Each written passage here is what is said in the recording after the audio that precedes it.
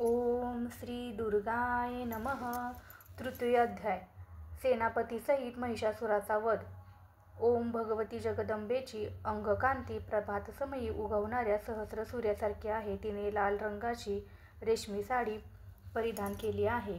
तिच्या गळ्यात नरमुंडांच्या माळा शोभत आहे. तिच्या दोन्ही स्तनांवर रक्तचंदनाचा लेप लावलेला आहे. तिने आपल्या करकमळांमध्ये जपमाळ, विद्या तसेच अभय आणि वरमुद्रा धारण केल्या आहेत. तिचे 3 डोळ्यांनी सुशोभित असे मुखकमळ अधिकच सुंदर व प्रसन्न दिसत आहे. तिने आपल्या मस्तकावर चंद्रकोरीने युक्त असा रत्नजडित मुकुट धारण केला आहे. त्या देवीला मी भक्तिपूर्वक प्रणाम करतो. ओम. ऋषी सुरथाला म्हणाले, हे राजा, असुरांचे ते बलाढ्य सैन्य अशा प्रकारे नष्ट होत असलेले पाहून महिषासुराचा सेनापती महादैत्य चिक्षुर क्रोधावेशाने अंबिकेवर चाल करून आला. मेघाने मेरू पर्वताच्या शिखरावर अनिवार्य पर्जन्यवृष्टी करावी त्याप्रमाणे तो दैत्य रणभूमी देवीवर बाणांचा जोरदार वर्षाव करू लागला. त्यावेळी देवीने आपल्या बाणाने त्याचे बाणसमूह सहजगत्या छेदून टाकले व त्याच्या रथाचे घोडे व सारथी यांनाही मारून टाकले. त्याचबरोबर तिने त्याचे धनुष्य, त्याच्या रथावरील उंचावलेला ध्वजही तोडून टाकला आणि धनुष्य तुटलेल्या त्या दैत्याचे सर्व अवयव बाणाने विंधून टाकले. तेव्हा धनुष्य तुटलेला सारथी व अश्व ठार झाल्यामुळे रथहीन झालेला तो दैत्य ढाल व तलवार घेऊन देवीवर धावून गेला. त्याने तीक्ष्ण धार असलेल्या त्या तलवारीने सिंहाच्या मस्तकावर प्रहार करून अत्यंत चपळाईने देवीच्या डाव्या हातावरही वार केला. पण हे राजा, देवीच्या हातावर आपटताच त्याची ती तलवारच छिन्नभिन्न झाली. तेव्हा संतापाने डोळे लाल झालेल्या त्या महादैत्याने शूल हाती घेतला आणि आकाशातील सूर्यबिंबाप्रमाणे अत्यंत तेजाने तळपणारा तो शूल देवी भद्रकालीवर भिरकवला. त्या शूलाला आपल्या रोखाने येताना पाहून देवीनेही आपल्या शूलाने प्रतिआघात केला. त्याच्या प्रहाराने त्या दैत्यशूलाच्या व चुक्षर नामक त्या महादैत्याच्याही शेकडो ठिकऱ्या उडवल्या. महिषासुराचा तो महापराक्रमी व सामर्थ्यशाली सेनापती मारला गेल्यानंतर देवांना पीडा देणारा चांबर नावाचा दैत्य हत्तीवर आरूढ युद्धास ठाकला. त्याने देवीवर द्रुतगतीने एक शक्ती फेकली, पण अंबिकेने नुसत्या हुंकारानेच ती शक्ती सामर्थ्यहीन व निष्प्रभ करून जमिनीवर पाडली. आपली शक्ती मोडून खाली पडलेली पाहून क्रोधित झालेल्या चांबराने देवीवर शूल फेकला, पण तिने बाणांनी तोही छिन्नभिन्न केला. इतक्या देवी वाहन सिंह झेप घेऊन चांबराच्या हत्तीच्या गंडस्थळावर चढला आणि त्या दैत्याशी निकराने बाहुयुद्ध करू लागला. लढता लढता ते दोघेही हत्तीवरून जमिनीवर उतरले आणि अत्यंत संतापाने एकमेकांवर भयंकर आघात करीत लढू लागले. त्यानंतर सिंहाने मोठ्या वेगाने आकाशात झेप घेतली आणि खाली येताना पंजाच्या एका फटकाऱ्याने चांबराचे शिरडाळा वेगळे केले. याच प्रकारे उदग्र नावाचा दैत्यही देवीकडून शिळा वृक्षाधिकांचा मार खाऊन रणांगणात ठार झाला. कराल दैत्य तिच्या हातातील हस्तिदंत आणि तिच्या बुक्क्यांच्या व थप्पडांच्या माराने धाराशायी झाला. संतापलेल्या देवीने गदेच्या प्रहाराने उद्बत्ताचा चुराडा केला. तिने भिंदीपालाने बाष्कलाचा तर बाणांनी ताम्र व अंधक या असुरांचा वध केला.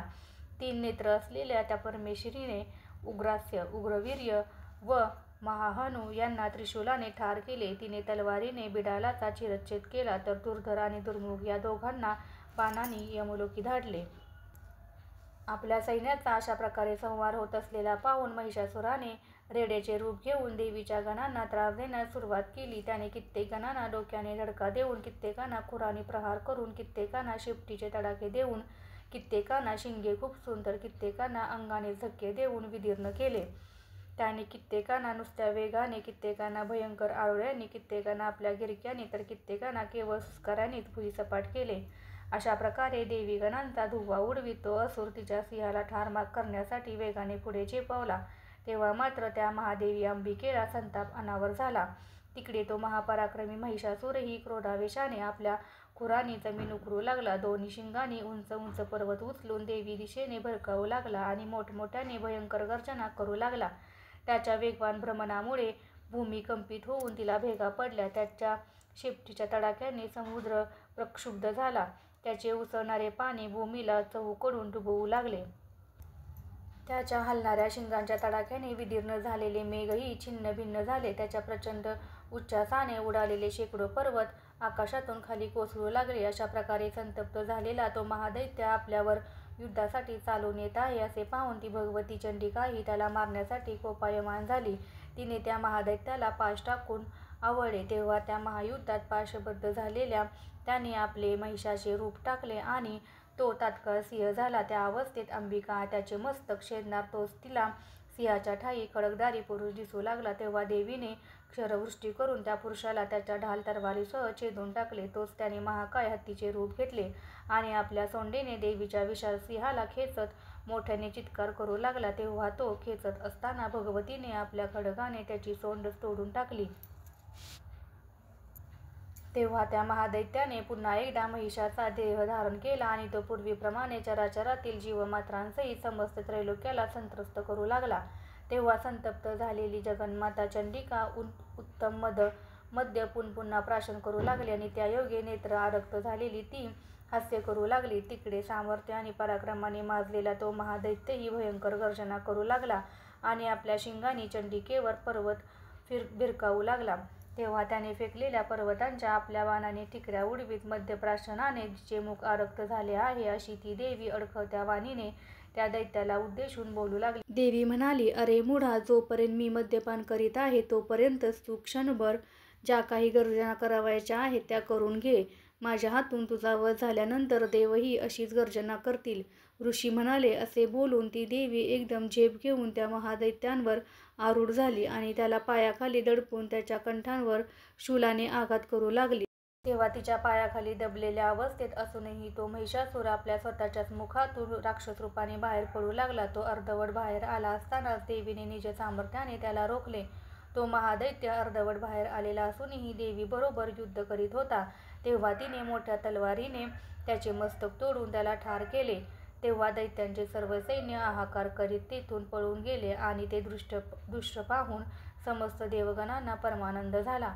स्वर्गस्थ देव महान तेजस्वी महर्षींसह त्या देवीचे स्तवन करू लागले. गंधर्वराज गायन करू लागले आणि अप्सरांचे समूह नृत्य करू लागले. याप्रमाणे श्री मार्कंडेय पुराणांतर्गत सावर्णिक मन्वंतरातील देवी महात्म्यामधील महिषासूर वध नावाचा 3रा अध्याय पूर्ण झाला. ओम श्री दुर्गाय नमः. 4थो अध्याय. इंद्रादी देवतांकडून देवताची स्तुती. ध्यान. ओम, जिची अंगकांती काळ्या मेघासमान श्यामवर्ण आहे, जी आपल्या दृष्टिक्षेपाने शत्रू समूहांना भयभीत करते, जिच्या मस्तकावर चंद्राची कोर शोभून दिसते, जिने आपल्या हातात क्रमशः शंख, चक्र, कृपाण आणि त्रिशूल धारण केले आहे, जिला नेत्र आहेत, जी सिंहाच्या स्कंदावर आरूढ झाली आहे, जिने आपल्या तेजाने त्रैलोक्य व्यापून टाकले आहे, सिद्धीची इच्छा असणारे पुरुष, जिची निरंतर सेवा करतात आणि जिला सर्व देवता सर्व बाजूनी वेढून उभ्या असतात, त्या जया नामक दुर्गेचे ध्यान करावे. ओम. ऋषी सुरताला म्हणाले, अतिशय बलाढ्य आणि दुष्टात्मा अशा त्या देवशत्रू महिषासुराचा आणि त्याच्या दैत्यसेनेचा देवीने संहार केल्यानंतर इंद्रादी देवाने आपापले मस्तके व खांदे खाली झुकवून तिला विनम्रपणे नमस्कार केला आणि मंजुळवाणीने तिचे स्तवन करू लागले. त्यावेळी त्यांची कोमल व लोभस शरीरे अत्यानंदाने रोमांचित झाली होती. देव म्हणाले, सर्व देववृंदांचा शक्तिसमुच्चय हेच जिचे स्वरूप आहे, तसेच ज्या देवीने निज सामर्थ्याने हे संपूर्ण जग व्यापून टाकले आहे, त्या समस्त देवांना आणि महर्षींना पूजनीय अशा अंबिकेला मी भक्तिपूर्वक नमस्कार करतो. ती देवी आमचे कल्याण करो. जिचा अतुलनीय प्रभाव व सामर्थ्य वर्णन करण्यास भगवान विष्णू, ब्रह्मदेव आणि महेशही समर्थ नाही, ती भगवती चंडिका समस्त जगाचे पालन करण्याची तसेच अशुभाचा व भयाचा नाश करणारी बुद्धी धरो. हे देवी, तू पुण्यवंतांच्या घरी लक्ष्मी रूपाने, पापीजनांच्या घरी अलक्ष्मी रूपाने, शुद्ध अंतकरणाच्या ज्ञानी जनांच्या हृदयात बुद्धिरूपाने, सज्जनांकडे श्रद्धारूपाने आणि कुलवंतांमध्ये लज्जारूपाने वास करतेस. तू या विश्वाचा प्रतिपाळ कर. हे देवी, तुझ्या अनाकलनीय रूपाचे, असुरांचा संपूर्ण नाश करणाऱ्या तुझ्या उदंड पराक्रमाचे, तसेच सर्व देव आणि असुरगण यांच्या समक्ष तू संग्रामात प्रकट केलेल्या आपल्या अद्भुत लीलाचरित्रांचे आम्ही काय वर्णन करणार. हे देवी, तू समस्त जगाच्या उत्पत्तीचे आदिकारण आहेस.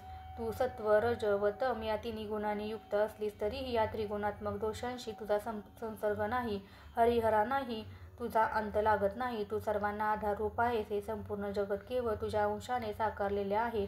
तूच आद्य, अविकृत अशी परमश्रेष्ठ मूळ प्रकृती आहेस. हे देवी, सर्व यज्ञांमध्ये जिच्या नामोच्चाराने समस्त देवता तृप्त होतात, ती स्वाहा तूच आहेस. पितृगणांच्या तृप्तीलाही तूच कारण आहेस, म्हणून सर्व लोक तुला स्वधा असे संबोधतात. हे देवी, तू मोक्षप्राप्तीचे साधन आहेस. तू अनाकलनीय अशी महाव्रता आहेस आणि तू सर्वश्रेष्ठ अशी भगवती पराविद्या आहेस. म्हणूनच इंद्रियांचे योग्य प्रकारे दमन करून परमात्म तत्वाचे चिंतन करणारे, समस्त दोषांनी रहित आणि मोक्षाची अभिलाषा बाळगणारे मुनिजन निरंतर तुझेच ध्यान अध्ययन करतात. हे देवी, तू शब्द स्वरूप आहेस. अत्यंत पवित्र असा ऋग्वेद, यजुर्वेद आणि प्रणवासह मनोहर पदपाठ्ययुक्त सामवेद यांचे तूच अधिष्ठान आहेस. तू वेदत्रयी आहेस. षडैश्वर्याने युक्त अशी भगवती ही तूच आहेस. तू सर्व जगाचे पालनपोषण करणारी वार्ता विद्या आहेस आणि तू सर्वांची पीडा दूर करणारी आहेस. हे देवी, सर्व शास्त्रांचे सार जाणणारी मेधाशक्ती तूच आहेस. दुर्गम अशा भवसागरातून तारून नेणारी सामर्थ्यशालिनी दुर्गा तूच आहेस. तू अनासक्त आहेस. कैटभ दैत्याचा वध करणाऱ्या भगवान विष्णूच्या हृदयात वास करणारी लक्ष्मी आणि भगवान चंद्रशेखरांकडून अर्धांगिनी म्हणून प्रतिष्ठित केलेली गौरी ही तूच आहेस. हे देवी, मंदस्मित करणारे तुझे निर्मळ मुख पूर्ण चंद्रबिंबांप्रमाणे असून सुवर्णासमान उत्कृष्ट कांतीमुळे अतिशय मनोहर दिसते. तथापि त्या तुझ्या मुखावर मोहित होण्याऐवजी संतप्त झालेल्या महिषासुराने तुझ्यावर प्रहार केला, हे केवढे आश्चर्य. हे देवी, तेच तुझे मुख क्रोधयुक्त झाले तेव्हा उदयकाळाच्या चंद्राप्रमाणे लाल आणि वर चढलेल्या वक्र भुवयांमुळे विकराळ दिसू लागले. तेव्हा ते पाहूनही महिषासुराचे प्राण गेले नाहीत. हे तर त्याहीपेक्षा मोठे आश्चर्य आहे, कारण संतप्त यमराजाला पाहून कोण बरे जिवंत राहील. हे देवी, तू प्रसन्न हो. परमात्मा स्वरूप अशी तू संतुष्ट झाली असता जगाचे कल्याण करतेस, पण रागावलीस तर मात्र कित्येक कुळांचा नाश करतेस. हे नुकतेच माहीत झाले आहे, कारण तू संतप्त झाल्यामुळेच महिषासुराची ही विराट सेना क्षणार्धात नष्ट झाली. हे देवी, तू निरंतर उत्कर्ष प्राप्त करून देणारी आहेस. तू ज्यांच्यावर प्रसन्न होतेस तेच देशात मान्यता पावतात. त्यांचे धन व कीर्ती वृद्धिंगत होते. त्यांच्या धर्माचा कधीही ऱ्हास होत नाही. ते स्वतःची पत्नी, पुत्र व सेवाधिकांसह सुखी व धन्य होतात. हे देवी, तुझ्या कृपेनेच पुण्यवान मनुष्य दररोज अत्यंत आदराने धर्मविहित सत्कर्म करतो आणि तुझ्या प्रसादानेच स्वर्गलोकी जातो. तू तिन्ही लोकात खरोखरच मनोवांछित उत्कृष्ट फल देणारी आहेस. हे दुर्गे, तुझे स्मरण केल्याने तू सर्व प्राणीमात्रांचे भयहरण करतेस. जो तुझे स्वस्थ चित्ताने चिंतन करतो त्याला तू अत्यंत कल्याणकारक बुद्धी देतेस. दारिद्र्य, दुःख आणि भयहरण करणाऱ्या हे देवी, सर्वांवर अनुग्रह करण्यासाठी जिचे चित्त दयेने नेहमीच आर्द्र असते, अशी तुझ्याशिवाय दुसरी कोण आहे. हे देवी, या असुरांना मारल्यामुळे जग सुखी होते हे खरे, पण चिरकाल नरकात राहण्यासाठी त्यांनी कितीही पापे केलेली असली तरी रणांगणात मरण प्राप्त होऊन ते स्वर्गात जावोत असा विचार करूनच तू शत्रूंना वीरगती देतेस. हे देवी, तू या असुरांवर शस्त्रांनी प्रहार का करतेस? त्यांना आपल्या दृष्टीने भस्मसात का करत नाहीस? कारण ते जरी शत्रू असले तरी आपल्या शस्त्राने पुनीत होऊन उत्तम लोकी जावेत अशी तुझी त्यांच्याविषयी अनुकंपा असते. हे देवी, तुझ्या खड्गाच्या तेजपुंज प्रखर दीप्तीने आणि तुझ्या त्रिशूलाच्या अग्रावर एकवटलेल्या महान तेजामुळे तुझ्याशी युद्ध करणाऱ्या असुरांचे डोळे दिपून त्यांना अंधत्व आले नाही, कारण त्या समयी ते तुझे चंद्रासमान कांतिमान व आल्हाददायक असे मनोहर मुख पाहत होते. हे देवी, तुझे शील, स्वभाव, वर्तन दुराचारी लोकांची पापवृत्ती दूर करील असे आहे. तुझे स्वरूप अनुपम व अनाकलनीय आहे. तुझे सामर्थ्य आणि पराक्रम एवढा थोर आहे की तू देवांचा पराभव करणाऱ्या असुरांचाही नाश केलास. अशा प्रकारे तू आपल्या वैऱ्यांवरही करुणाच प्रकट केली आहेस. हे वरदायिनी देवी, या तुझ्या पराक्रमाची कोणाबरोबर तुलना होऊ शकेल? शत्रूंना भयकंपित करणारे अतिशय मनोहर रूप तुझ्याशिवाय अन्य कोणाचे आहे? रणांगणात निष्ठुरता व हृदयात कृपा या दोन्ही गोष्टी त्रिभुवनात केवळ तुझ्याच ठायी आढळतात. हे देवी, शत्रूंचा नाश करून तू संपूर्ण त्रैलोक्याचे रक्षण केलेस. रणांगणात शत्रुसमूहांना ठार करून त्यांना स्वर्गात धाडलेस. तसेच त्या उन्मत्त दैत्यांकडून आम्हाला उत्पन्न झालेले भयही दूर केलेस. तू खरोखरच थोर आहेस. तुला नमस्कार असो. हे देवी, तू आमचे शूलाने रक्षण कर. हे अंबिके, तू आमचे खड्गाने रक्षण कर. तू आमचे घंटानादाने आणि धनुष्याच्या प्रत्यंचेच्या टणत्काराने रक्षण कर. हे चंडिके, तू आपला त्रिशूल चहू बाजूने फिरवून पूर्वेकडून, पश्चिमेकडून, दक्षिणेकडून तसेच हे ईश्वरी उत्तरेकडूनही आमचे रक्षण कर. हे देवी, तुझी त्रिभुवनात संचार करणारी जी सौम्य आणि अत्यंत रौद्र अशी रूपे आहेत त्यांच्याद्वारे तू आमचे व या भूलोकाचे रक्षण कर. हे अंबिके, तुझ्या कोमल हातात खड्ग, शूल, गदा इत्यादी जी अस्त्रे शोभून दिसत आहेत त्यांच्याद्वारे तू आमचे सर्व बाजूनी रक्षण कर. ऋषी म्हणाले, हे राजा, अशा प्रकारे सर्व देवांनी जगज्जननी दुर्गादेवीची स्तुती केली. चंदनादी सुगंधी गंधले पाने तसेच नंदनवनातील दिव्य पुष्पे यांनी तिची पूजा केली. त्यानंतर सर्व देवांनी तिला भावभक्तीने दिव्य धूपांचा उपचार अर्पण केला. त्यामुळे संतुष्ट झालेली प्रसन्नमुख अशी ती देवी विनम्र झालेल्या सर्व देवांना उद्देशून म्हणाली. देवी म्हणाली, हे देवांनो, तुम्ही माझ्याकडून जे काही मागू इच्छित असाल ते मागून घ्या. तेव्हा देव म्हणाले, भगवतीने आमचे सर्वच कार्य केले आहे. आता काय करावयाचे असे शिल्लक नाही, कारण आमचा शत्रू महिषासूर यालाच तू ठार केला आहेस. तरीही हे महेश्वरी, तू आम्हाला वर देणार असशील तर आमची एवढीच विनंती आहे की आम्ही जेव्हा जेव्हा तुझे स्मरण करू तेव्हा तेव्हा तू आमच्या बिकट संकटांचा नाश कर. तसेच हे प्रसन्न वदने देवी, जो मनुष्य या स्तवनानी म्हणजे या स्तुती वचनांचा पाठ करून तुला संतुष्ट करील त्याला तू सर्वदायिनी हो. त्याची धनसंपदा आणि वैभव वृद्धिगत कर. त्याच्या स्त्रीपुत्राधिकांना सुखरूप ठेव. हे अंबिके, तू आमच्यावर नेहमी प्रसन्न राहा व कृपादृष्टी ठेव. ऋषी म्हणाले, हे राजा, याप्रमाणे देवानी स्वतःच्या व जगाच्या कल्याणासाठी देवी भद्रकालीस प्रसन्न करून घेतले. तेव्हा तथास्तु असे आशीर्वचन बोलून ती अंतर्धान पावली. हे राजा, अशा प्रकारे त्रैलोक्याचे कल्याण इच्छिणारी ती देवी पूर्वी देवांच्या शरीरातून जशी उत्पन्न झाली ती सर्व कथा मी तुला निवेदन केली. त्यानंतर दुष्ट दैत्यांच्या आणि शुंभ या असुरांच्या वधासाठी तीच देवी गौरीच्या शरीरातून पुन्हा प्रकट झाली. देवांवर उपकार करणाऱ्या आणि लोकांचे रक्षण करणाऱ्या त्या देवीविषयीचे आख्यान मी तुला विस्ताराने कथन करतो, ते श्रवण कर. ह्रीं ओम. याप्रमाणे श्री मार्कंडेय पुराणांतर्गत सावर्णिक मन्वंतरातील देवी महात्म्यामधील शक्राधिकृत स्तुती नावाचा 4था अध्याय पूर्ण झाला.